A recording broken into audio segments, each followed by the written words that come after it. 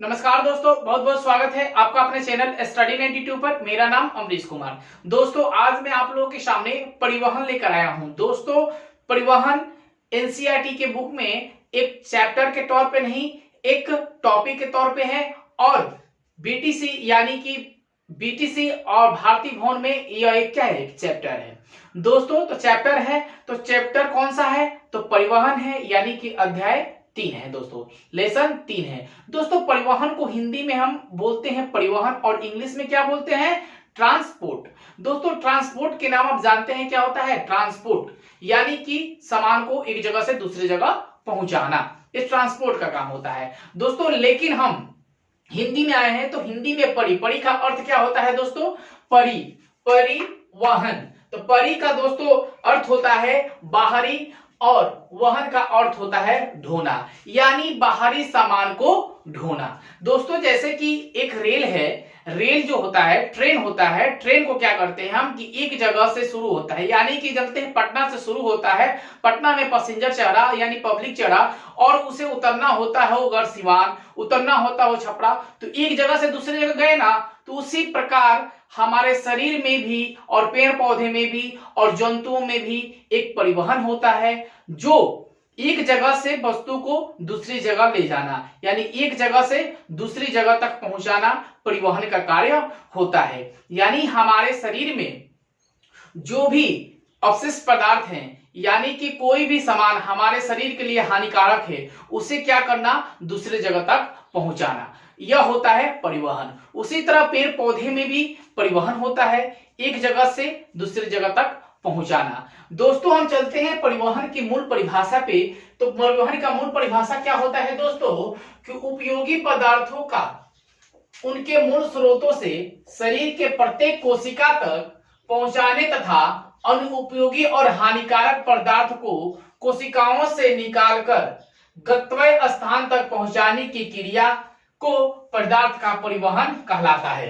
दोस्तों, यहाँ क्लियर है कि हमारे शरीर के मूल स्रोतों से प्रत्येक कोशिका तक पहुंचाने का कार्य कौन करता है?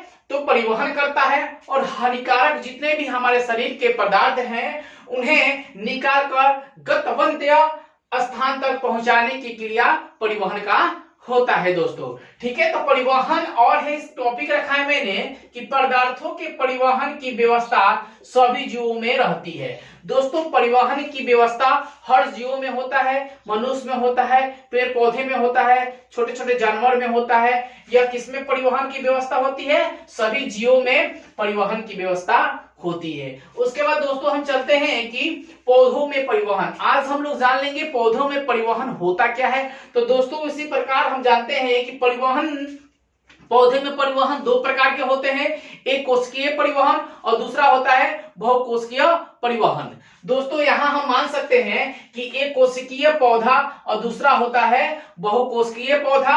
पौधा को दोस्तों हम बोल सकते हैं पादप, यानी कह सकते हैं एक कोशिकीय पादप और दूसरों को बोल सकते हैं बहुकोशिकीय पादप। दोस्तों, हम चलते हैं फिर कि बहुकोशिकीय, एक कोशिकीय पादप में क्या क्या होता है। तो दोस्तों, एक कोशिकीय पादप में यानी पौधा में वेक्लामाइडोमास, यूक्लिन और शैवाल होता है। वह क्या होता है कि एक कोशिकीय पौधा होता है। फिर सुन लीजिए, क्लेमाइडोमोनास, यूग्लिन, शैवाल जो होता है वह एक कोशिकीय पौधा होता है, जिसे हम अपनी नंगी आंखों से नहीं देख पाते हैं। उसे हम कहते हैं एक कोशिकीय पौधा या एक कोशिकीय पादप। आप यहाँ क्लियर हो गए कि जिन्हें हम अपनी नंगी आंखों से नहीं देख पाते हैं, उन्हें हम कहते हैं एक कोशिकीय पादप। ठीक है दोस्तों। उसके बाद बहुकोशिकीय पादप क्या है? अपने जीवन में, यानी जब से आप जन्म लिए हैं, जब से आप होश संभाले हैं, तब से अभी तक अपने वातावरण में जितने भी पेड़ पौधे आपने देखे हैं, जितने भी पेड़ पौधे हैं, वह क्या होते हैं? बहुकोशिकीय पौधा होता है, यानी बहुकोशिकीय पादप उसे हम कहते हैं। जितने भी नजर आते हैं आपके पेड़ पौधे, आम, लीची, बड़े बड़े जितने भी पौधे हैं, वो क्या आ जाएंगे? बहुकोशिकीय पादप में आ जाएंगे दोस्तों। तो फिर हम आगे चलते हैं कि देखिए उसी प्रकार एक और बात मुझे याद आया कि मानव जो होता है, हमारा जो शरीर है, हमारे शरीर में कोशिका कितनी होती है और एक नवजात शिशु के शरीर में कोशिका कितनी होती है। दोस्तों मैं आप लोगों को ये प्रश्न पूछता हूं, आपसे पूछता हूं कि हमारे शरीर में, यानी हमारे शरीर में कोशिकाओं की संख्या कितनी होती है और नवजात शिशु की शरीर में कोशिकाएं कितनी होती है। दोस्तों मैं अभी बताया, आप कमेंट बॉक्स में दीजिएगा, लेकिन मैं इसका आंसर आप लोगों को लास्ट में जरूर बताऊंगा कि इसका आंसर कितना होगा। फिर दोस्तों हम आगे चलते हैं कि जल एवं खाद्य पदार्थों के परिवहन के लिए खास परिवहन तंत्र होता है। दोस्तों याद रखिएगा, बहुकोशिकीय में जल एवं खाद्य पदार्थों के परिवहन के लिए खास परिवहन तंत्र होता है। दोस्तों मैं एक और बात भूल गया आप लोगों को बताना कि ब्लेकामाइटोमोनास यूनियन और शैवाल जो होता है वो क्या होता है दोस्तों, यह क्या है, एक पादप है, लेकिन इसका श्वसन क्रिया किसके द्वारा होता है, इसका श्वसन क्रिया किसके द्वारा, तो जो श्वसन हम लोग पाठ पढ़े हैं ना दोस्तों, तो इसके पहले श्वसन क्रिया किसके द्वारा होता है, तो याद रखिएगा विसरण के माध्यम से इसमें श्वसन क्रिया होती है। ठीक है, उसी प्रकार में आप लोगों को आज फिर चला हूं बहुकोशिकीय में कि जल एवं खाद्य पदार्थों के परिवहन के लिए खास परिवहन तंत्र होता है।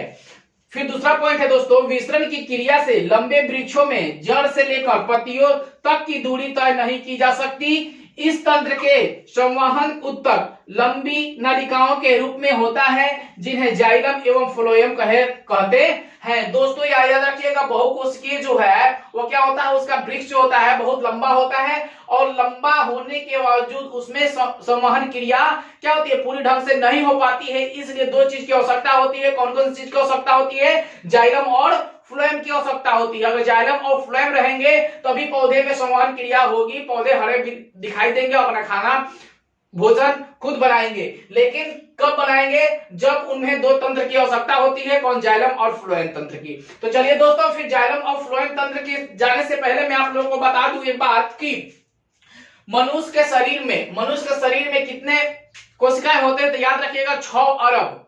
हमारे शरीर में कितने अरब कोशिकाएं हैं, तो 6 अरब कोशिकाएं हैं। और नवजात शिशु के शरीर में कितने कोशिकाएं होते हैं, तो दोस्तों याद रखिएगा 2 अरब कोशिकाएं होती है। ठीक है दोस्तों, हम यहाँ क्लियर हो गए।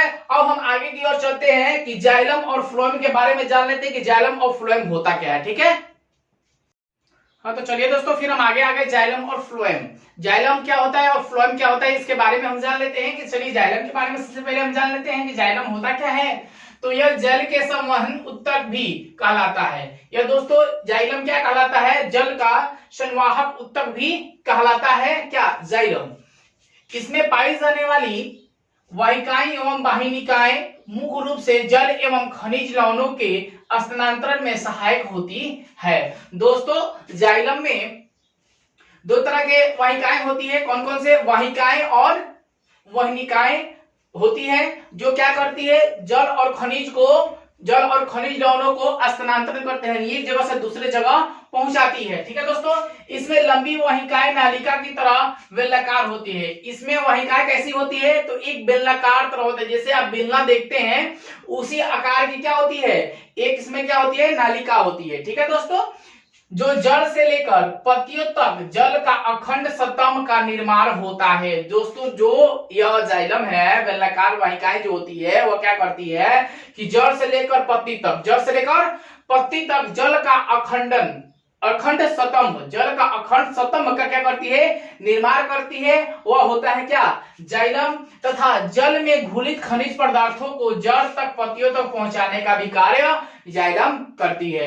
दोस्तों हम समझ लिए ना कि जल में घुलित खनिज पदार्थ को क्या करता है, जड़ से लेकर पत्ती तक पहुंचाने का कार्य जाइलम करता है। तो दोस्तों जाइलम इतने तरह के होते हैं, ये कार्य इनके होते हैं कि इसे हम क्या कहते हैं, संवाहन उत्तक भी इसे हम कह सकते हैं। यह जल में पाई जाने वाली वाहिकाएं और वाहिकाओं द्वारा मिश्रित रूप होता है इनका। यह खनिज लवणों को स्थानांतरण कर एक जगह से दूसरी जगह पहुंचाने का कार्य करती है। उसी प्रकार से यह कैसा होता है, यह एक बेलनाकार होता है और यह किसका निर्माण करता है, जल के अखंड स्तंभ का कार्य करता है, निर्माण करता है। और यह जड़ से लेकर पत्तियों तक पहुंचाने का कार्य, जड़ से पत्तियों तक पदार्थों को पहुंचाने का क्या करता है, कार्य करता है, जिसे हम कहते हैं जाइलम। दोस्तों आप क्लियर हो गए यहाँ से। फिर हम चलते हैं, देखिए जाइलम का यहाँ चित्र बनाया गया है दोस्तों। देखिए यहाँ एक चित्र है, इसे हम कहते हैं जाइलम। ठीक है दोस्तों, इसको क्या बोलेंगे हम, जाइलम कहेंगे। देखिए एक घुलनशील पदार्थ है जो कहाँ करता है, या पत्ती समझ लीजिए, यहाँ हो गया पत्ती मेरा,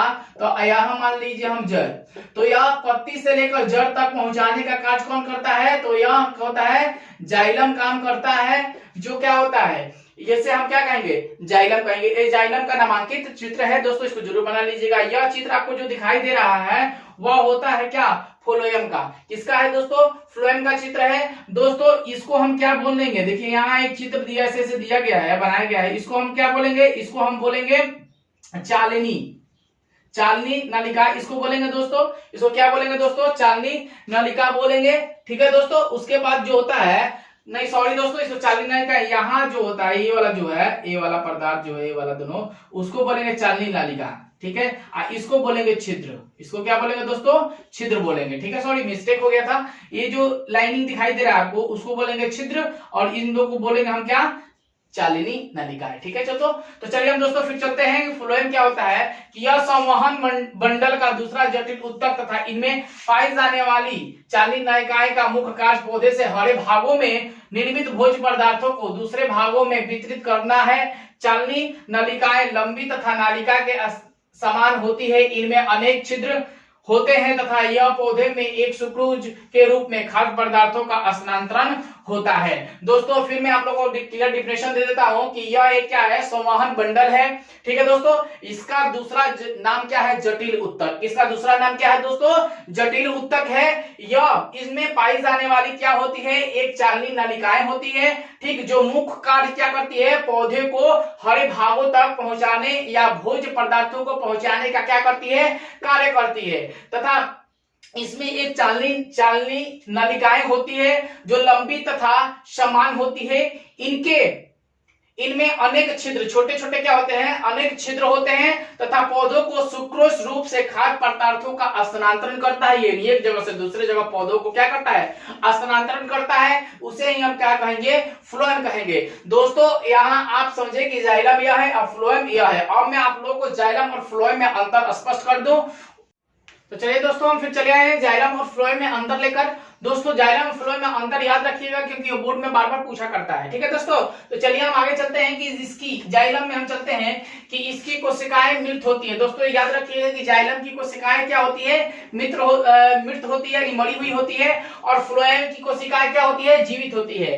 तो यहाँ क्लियर हो गए आप कि जाइलम की कोशिकाएं मृत होती है यानी मरी हुई होती है, और फ्लोएम की कोशिकाएं जीवित होती है। क्लियर हो गए। 2 नंबर में चलते हैं फिर हम, यह जल एवं घुलित खनिजों का स्थानांतरण करता है। दोस्तों जाइलम जो है वह जल एवं घुलित खनिजों का क्या करता है, स्थानांतरण करता है, यानी एक जगह से दूसरे जगह पहुंचाने का कार्य करता है। और दोस्तों फ्लोएम में क्या होता है कि यह खाद्य पदार्थों का स्थानांतरण करता है। दोस्तों जाइलम खाद्य पदार्थों का स्थानांतरण करता है और जाइलम घुलित खनिजों का स्थानांतरण करता है। क्लियर हो गए। उसके बाद दोस्तों 3 नंबर में चलते हैं। इनमें जल एवं घुलित खनिज लवणों का बहाव ऊपर की ओर होता है। दोस्तों फ्लोएम में जो है कि घुलित लवणों का बहाव कहाँ होता है, ऊपर की ओर होता है, और फ्लोएम में ऊपर एवं नीचे दोनों तरफ होता है। दोस्तों फ्लोएम में क्या होता है, दोनों तरफ, ऊपर होता है नीचे, दोनों तरफ क्या होता है, परिवहन होता है। इसमें क्या होता है, बहाव ऊपर और नीचे की ओर होता है। और इसमें फ्लोएम में क्या होता है कि खाद्य पदार्थों का ऊपर एवं नीचे क्या होता है, परिवहन होता है। ठीक है दोस्तों। 4 नंबर में हम चलते हैं कि यह वाहिकाएं पत्तियों द्वारा बनाए गए भोज्य पदार्थों को पौधों के विभिन्न भागों तक पहुंचाती है। दोस्तों जाइलम जो है वह क्या करता है कि पत्तियों द्वारा भोजन बनाए गए भोज्य पदार्थ को विभिन्न भागों तक पहुंचाने का क्या करती है, कार्य करती है। कौन, फ्लोएम। उसके बाद जाइलम। और फ्लोएम क्या करती है दोस्तों कि यह बंडल से जड़ों और खनिजों के सभी ऊपरी भागों तक पहुंचाने का कार्य करती है। यहाँ समझ लिए कि यह विभिन्न पौधे तक पहुंचाने के काम करती है, और यह बंडल जो है यह क्या करता है, जड़ों से खनिज के ऊपरी भागों तक पहुंचाने का कार्य करता है। दोस्तों अगर मेरी वीडियो अच्छी लगी हो तो एक लाइक बटन को दबाइएगा और ज्यादा से ज्यादा अपने दोस्तों में शेयर करिएगा। धन्यवाद दोस्तों।